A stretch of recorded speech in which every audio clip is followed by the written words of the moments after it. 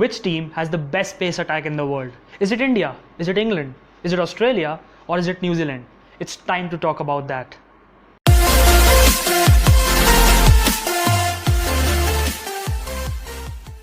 Which team has the best pace attack in the world? इस order को form करने से पहले आपको तीन फैक्टर्स का ध्यान रखना पड़ेगा. Number 1, hit the deck bowlers. Who are hit the deck bowlers? Hit the deck bowlers are those bowlers who can generate pace and bounce even on a lifeless pitch. Number 2, Corona enforced regulations. Corona enforced regulations put up by the ICC clearly states that you can't use saliva to shine the ball. इसका मतलब क्या है? इसका simple सा मतलब यही, reverse swing bowlers की जो पोजीशन है टीम में वो कम हो जाएगी just because of corona enforced regulations put up by the ICC. इसका मतलब क्या है? Hit the deck bowlers will be more effective once the World Test Championship resumes then the swing bowlers. Because swing bowlers के साथ क्या criteria है? Swing bowlers के साथ ये है कि they swing the ball in the first 15 overs and then they wait for the ball to get older so that they can reverse swing the ball. But if this doesn't happen just because of the main reason that you can't shine the ball, that actually means that you will have to work on your pace and as well as bounce. Number 3 जो factor है वो है the number of options you have in your fast bowling attack. इसका मतलब क्या है? इसका मतलब ये है कि फास्ट बॉलिंग के भी दो कैटेगरीज होती हैं, एक होती है स्विंग बॉलिंग और एक होती है hit the deck bowling.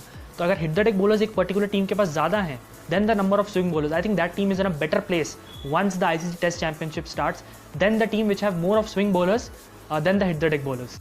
India versus Australia. India के पास अगर जसप्रीत बुमराह, मोहम्मद शामी और उमेश यादव जैसे बॉलर हैं तो ऑस्ट्रेलिया के पास है मिचेल स्टार्क और Pat Cummins. Jasprit Bumrah is a like to like replacement for Mitchell Starc and Mohammed Shami is a like to like replacement for Pat Cummins. तो Umesh Yadav is a luxury for India.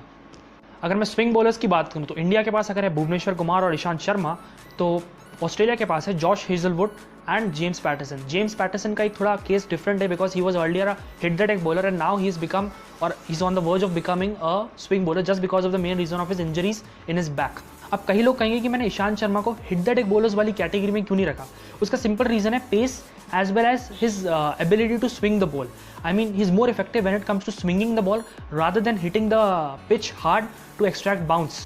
England के पास अगर जोफ्रा आर्चर जैसे और Ben Stokes जैसे hit the deck bowlers हैं तो New Zealand के पास Neil Wagner and Kyle Jamieson जैसे हिट द डेक बॉलर्स हैं. अब काइल जैमिसन थोड़े यहाँ पे इनएक्सपीरियंस है एंड दैट्स वाई इंग्लैंड यहाँ पे थोड़ा आगे है इन terms of hit the deck bowling. England के पास अगर जेम्स एंडरसन और स्टुअर्ट ब्रॉड जैसे स्विंग बॉलर्स हैं तो न्यूजीलैंड के पास ट्रेंट बोल्ट और टिम साउदी जैसे स्विंग बॉलर्स हैं. इंग्लैंड के फेवर में क्या चीज़ जाती है? वो ये जाती है कि James Anderson and Stuart Broad have 1000 wickets for England, 1000 test wickets for England between them. अगर मैं अपकमिंग पेसर्स की बात करूँ तो इंडिया के पास है नवदीप सैनी, ऑस्ट्रेलिया के पास है जेसन भेंड्रॉफ और जायल रिचर्डसन, जहाँ पे Jason Behrendorff is more of a hit the deck bowler and Jhye Richardson can become a very good swing bowler. वहीं अगर मैं इंग्लैंड की बात करूँ तो they have Sam Curran, where अगर मैं न्यूजीलैंड की बात करूँ तो I can't find any option other than Matt Henry. इन सारे सिनेरियोज को स्टडी करने के बाद मेरा जो ऑर्डर होगा in terms of pace bowling, the best pace bowling attack in the world at the moment in test cricket, वो ये होगा: India, Australia, England and New Zealand. यहाँ पे मैं एक स्पेशल मेंशन देना चाहूँगा, वो है साउथ अफ्रीका का. With the retirement of Dale Steyn in test cricket, with the retirement of Morne Morkel in test cricket, South Africa is not the team it was 5 to 6 years ago, but they are still producing good fast bowlers. Kagiso Rabada is an example. Andrek Nokia is another example. Lungi Ngidi is an example, and all of them are hit the deck bowlers. In fact, Kagiso Rabada can fulfill both the roles very nicely.